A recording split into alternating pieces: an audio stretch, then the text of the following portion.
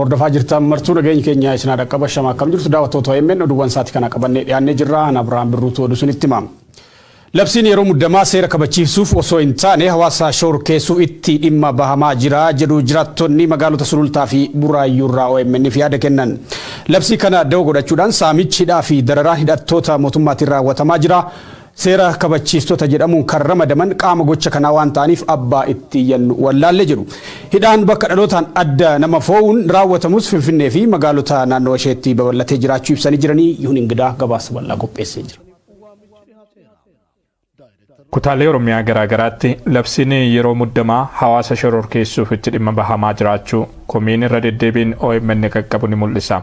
Iddoowwan labsiin yeroo muddamaa gocha hin malleef itti dhimma bahamaa jiru keessaa immoo Finfinnee fi magaalonni naannoo isheetti argaman adda durummaan heeramu. Finfinneetti labsii yeroo muddamaa da'oo godhachuun hidhaan eenyummaa giddugala godhate saamichii fi yakkoonni garaagaraa qaama mootummaan bobbaasuun irra deddeebiin raawwatamaa jira. Gochi quuqamtoonni mirga namoomaa biyya keessaa fi alaa irra deddeebiin balaaleffataa turan kun echuu ammaa ta'e gara magaalota godina addaa Oromiyaa naannawaa Finfinneetti argamaniittis babal'achuun hawaasni rakkoo jabaa keessa jiraachuu jiraattonni magaalota Sulultaa fi Buraayyuu irraa dubbifne OMN itti himaniiru. Magaalota kanneenitti hidhaa fi reebichi eenyummaa fi bakka dhalootaan addatti nama fo'uun raawwataman gochoota labsii yeroo muddamaa hordofuun babal'atan keessaa isa ijoodha.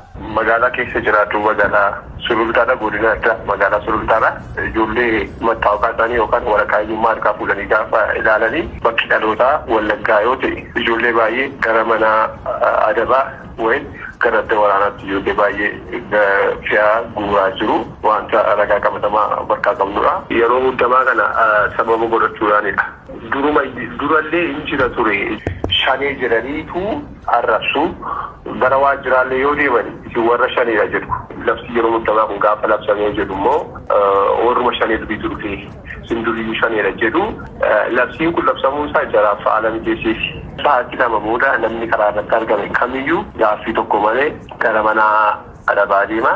Mana adabaa caalaa immoo tuun jira deebisanii gadafanii amma mana isaan deemanii fattashuutti ga'anii jiru.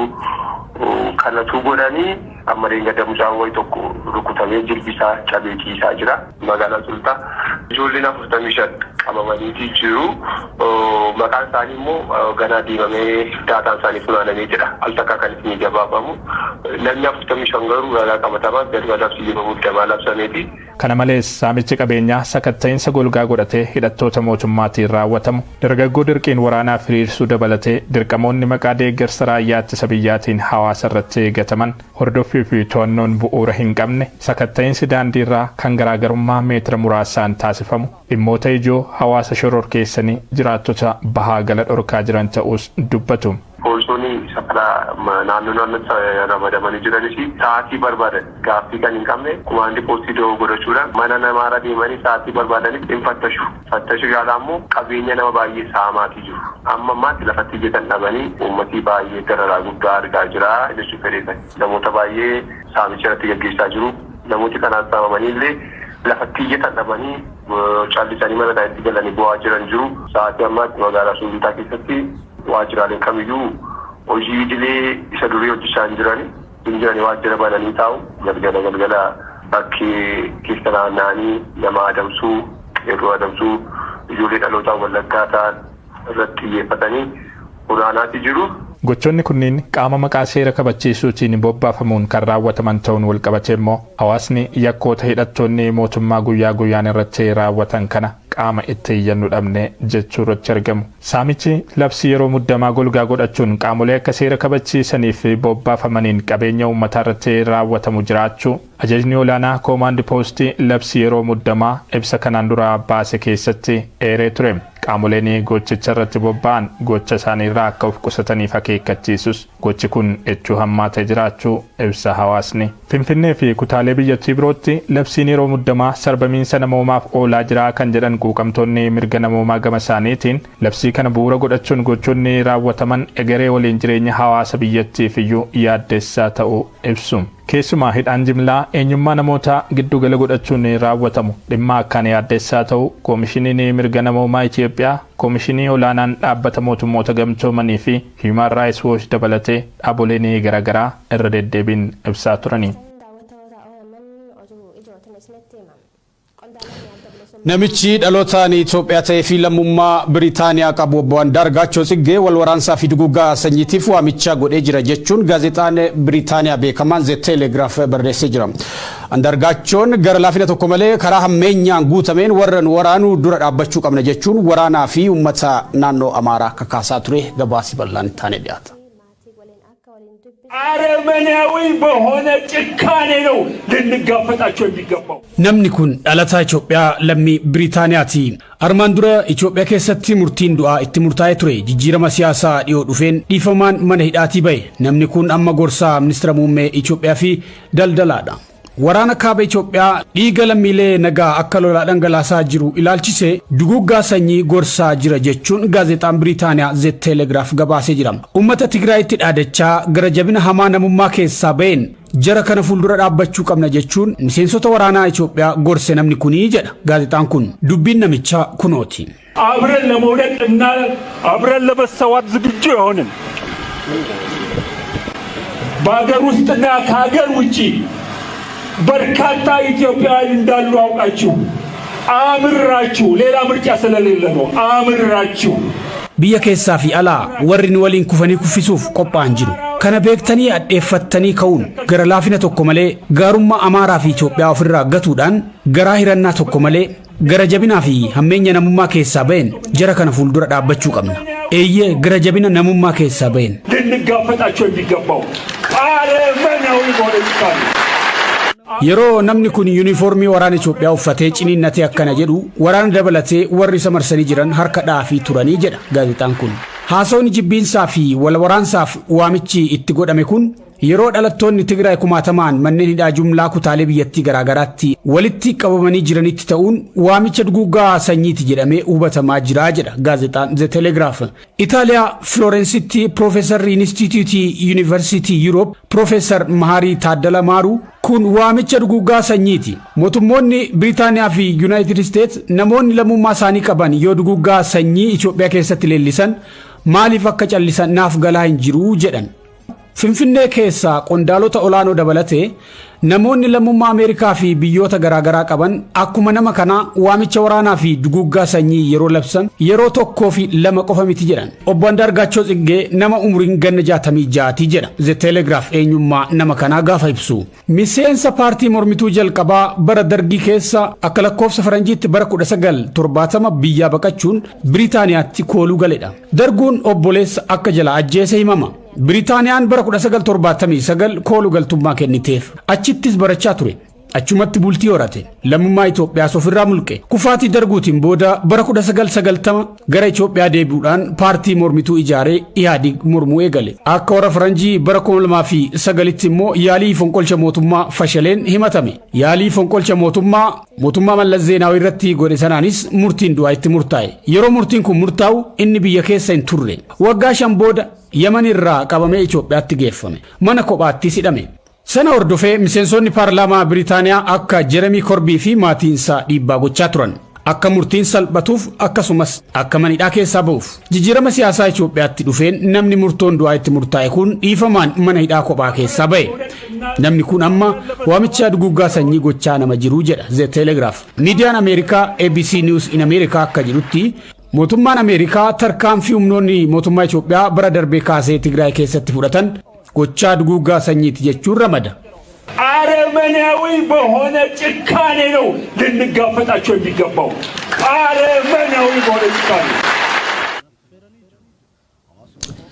namoonni siyaasaa fi qondaalonni waraanaa duraanii bulchiinsa Abiy Ahmed deeggaruun waraanaaf hawaasa biyyattii kakaasaa jiran ejjennoo mootii Minilik kan tarkaanfachiisan ta'uun miidiyaalee hawaasaa irratti dubbii ijoo ta'ee jira.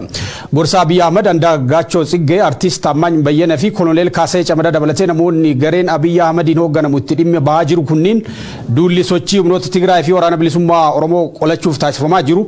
Duula Minilik yookiin zamacha Minilik ta'uu barreeffama mul'isu irree isaan irratti hidhachuun ittiin waraana kakaasaa jiru. Duulli Minilik eenyummaa saboota sablammootaa fi uummata biyyattii balleessuun gita bittaa sirna nafxanyaa uummata biyyattii irratti kan fe'edha kan jedhan fayyadamtoonni miidiyaalee hawaasaa hedduun Duulli gareen Abiyyi Ahmadiin hoogganamu yeroo ammaa gaggeessaa jiru duula gita bittaa sirna nafxanyaa deebisee sabaa fi sablammoota biyyattii irratti fe'uu kaayyeffate ta'uusaaf kun agarsiistuu tokko jedhan. Zamachaa Minilik yookiin duulli Minilik keessumaa uummata Oromoo biratti godaannisa hedduun yaadatama. Mootiin Minilik uummatoota kibba Itoophiyaa humnaan gabroonfachuuf sochii taasisaa tureen aanolee calanqoo fi iddoowwan garaagaraatti uummata Oromoo irratti gochaa duguuggaa sanyii hamaa raawwachuusaa seenatu ragaadha. Kana malees ummaticha gita bittaa sirna nafxanyaa jalatti kuffisuun eenyummaa fi qabeenya isaa mara dhabsiisee biyya isaa irratti gabroomee akka jiraatuuf kan isa dirqisiisedha. Ummata Oromoo maleellee ummatoonni Walaayittaa, Kafaa fi Sidaamaa sirna gita bittaa mootii Minilikii biyya irratti fe'een warra adda durummaan miidhaman keessaayi. Duulli gareen Abiyyi Ahmad yeroo ammaa gaggeessaa jiru duula Minilik zamachaa Minilik kanatti fakkeeffamuun madaa sabaaf sabloon biyyattii sirnicha irratti qaban kan yaadachiisudha. Kanaaf namoonni hedduun gareen Abiyyi Ahmad olaantummaa gita bittaa sirna nafxanyaa deebisuuf hojjeta jechuun kan qeeqaniif ilmaan Oromoo qaama zamachaa Minilik ta'uun olaantummaa sirna nafxanyaa hawaasa biyyattii irratti deebisuu akka hin qabnes hubachiisanii jiran.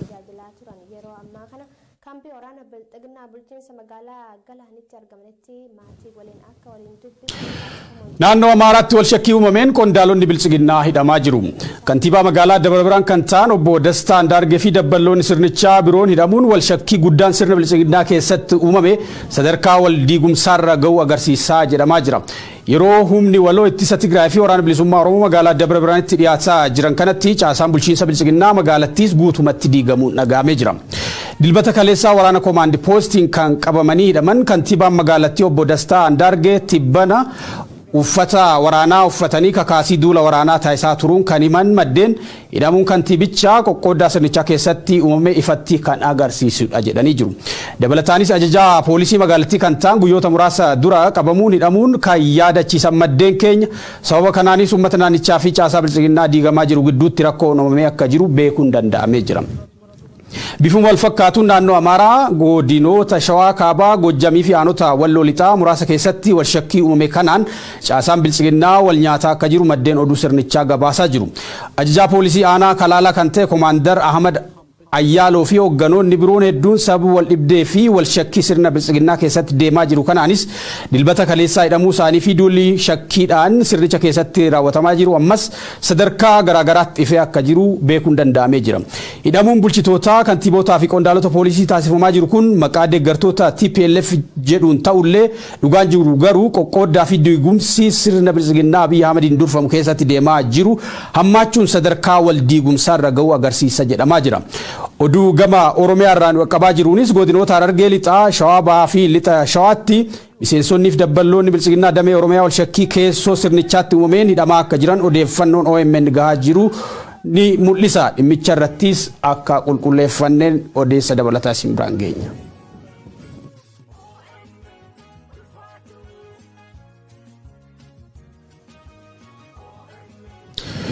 Duulli waraanni bilchiginnaa fi milishoonni Affaar kallattii lamaan taasisaa turan humna waloo waraana bilisummaa Oromoo fi humna ittisa Tigraayin guutumatti fashalaa'uu beekamee jira. Kallattii Baatiin magaalaa Baatee fi naannoo isheetti fageenya irraa yaalii haleellaa taasisuuf kan yaale waraanni bilchiginnaa humnoota waloo waraana bilisummaa Oromoo fi TDF akkasumas humna uummataa Wallootiin guutumatti barbadeeffamuu maddeen keenya magaalaa Baatee irraa beekuun danda'amee jira. Waraanni bilchiginnaa fi milishaan Affaar kallattii kanaan yaalii haleellaa taasise kunis hedduun booji'amuudhaan gara magaalaa Baatee akka galan maddeen keenya OMN itti himanii jiru. Bifuma wal fakkaatu magaalaa Shawaaroobiit irraa gara Kibbaatiin naannoo Affaariin yaalii taasisan humnoonni finxaaliyyii Amaaraa fi milishoonni Affaar waraana bilisummaa Oromoo fi humna ittisa Tigraayin marfamuun erga haleelamanii booda kanneen hafan hidhannoo hiikkachuudhaan harka kennataa akka jiran maddeen keenya waraanaa nutti himanii jiru. Lola kanaanis bakkeewwan akka Raasaa, Abbaay Axir, Kuree Barat jedhaman guutumatti to'annaa waraana bilisummaa Oromoo fi humna Tigraay jala ooluu isaanii maddeen keenya irraa mirkaneeffannee jirra. Sirni bilchiginnaa duula akka haaraatti tibbana eegaleen gara magaalota akka Baatee fi Kombolchaatti dhiyaataan jira jedhus qabatamaatti garuu haalli lafarra jiru faallaa kanaa ta'uu fi loltoonni sirnichaa yaalii haleellaa kana taasisanillee booji'amuu fi faffaca'uun yaaliin haleellaa guutumatti fashalaa'ee jira jedhu maddeen waraanaa OMN argate.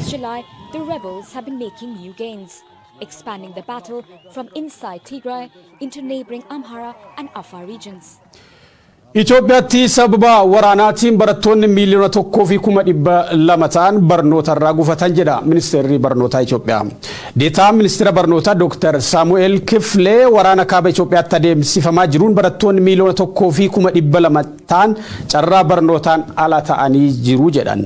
Odeeffannoo baatii tokko dura tureen manneen barnoota sadarkaa tokkoffaa haga qophaa'inaa jiran 1,600 irraa miidhaan ga'uu fi kanneen 300 ta'an ammoo guutummaan guututti barbadaa'u Dr. Saamu'eel himanii jiru. Kana malees yuunivarsiitiiwwan naannoo Tigraayitti argaman 4 dabalatee yuunivarsiitiin Waldiyaas hojii dhaabuun barattoonni fi barsiisoti achi turan yuunivarsiitiiwwan kan birootti ramadamuu isaanii Ministeerri barnootaa beeksisee jira. Ministeerri barnootaa manneen barnootaa tajaajilaan ala ta'an deebisee gara hojiitti galchuuf akka hojjetaa jiru Dr. Saamu'eel ibsan jechuun miidiyaan mootummaa gabaasee jira.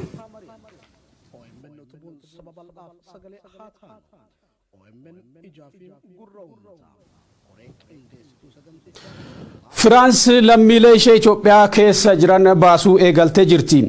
Reuters akka gabaasetti dilbata kaleessaatti eegalee France lammiileen ishee Itoophiyaa jiran balallii addaatiin gara Paaris akka fudhataman himte. Ministeerri dhimma alaa fi dhimmoota Awurooppaa baasii geejjibaa lammiilee Itoophiyaa irraa dacha'anii guutuu akka danda'uu fi tikeetii akka muree fi gabaasa Reuters kanarraa hubannee jirra. Mootummaan France torban darbe lammiileen isaa Itoophiyaa gadhiisanii akka ba'an waamicha gochaa turuun ni yaadatama. Dhimma kanarratti yaada mootummaa dhaga'uuf kan ture Reuters dubbii himaan mootummaa Itoophiyaa Laggasa Tulluu deebii hin kennine jedhe.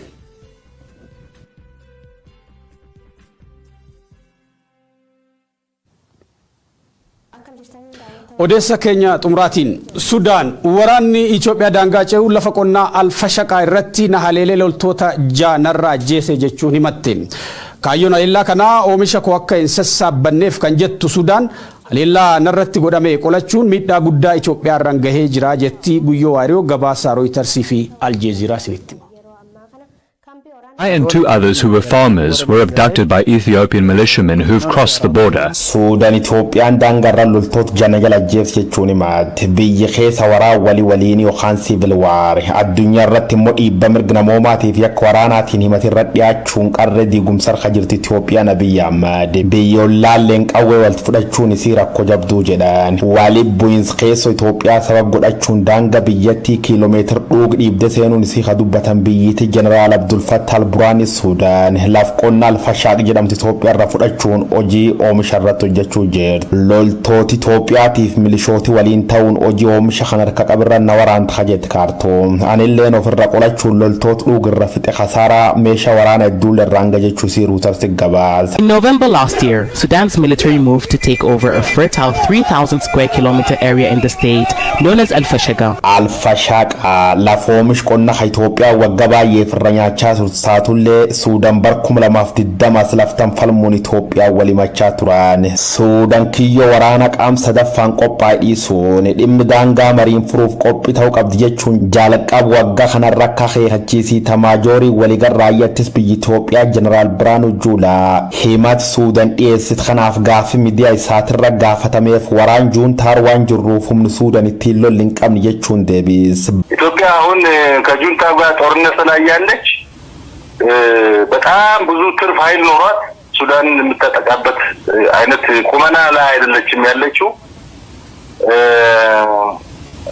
መሬታችን በሰላም በድርድር በህግ ይመለሳል ብለን ነው የምናስበው ይሄን ስለምናውቅ እኛ ከሱዳን የመተናኮል እንትን የለንም ይልቅ ሱዳን የመተናኮል ምልክቶች እያሳየች ነው ጁንታ በብዛት አስገብታለች እንደገና ደግሞ የህዳሴ ግድብ ለማደናቀፍ እየሰራች ነው እናውቃለን ባቲ ፉልባን ደብረ ከንኬሰ ለሱዳን ወራን ኢትዮጵያ ዳንጋ ጨብስነ ሴን ጀቹን መቻቱርት ሞቱማን ኢትዮጵያ ገሩ ሂመና ከነን ፉደዱ ጀዳ አክቲን ጠልቶቲ ሲያሳ ጉጉርዶን አልጀዚራ ፈረ በሬሰን ካክ ማርዋን ብሻርፋን ጀዳኒት ወልድብዴን ፍንፍኔፍ ካርቱም ኾን ዮኻ ወልቁፍ ደቢ ሃምዶኪፍ አብይ ኹን ዱብ ዳንጋ ቆፈሶንታኔ ወልፈልሚ ለገባያክ ታውኖ ለዱበታ ጮፋ ፉዱብ ጋፍ አፍሪካ kat nagabuus jedhamuun kaabdataman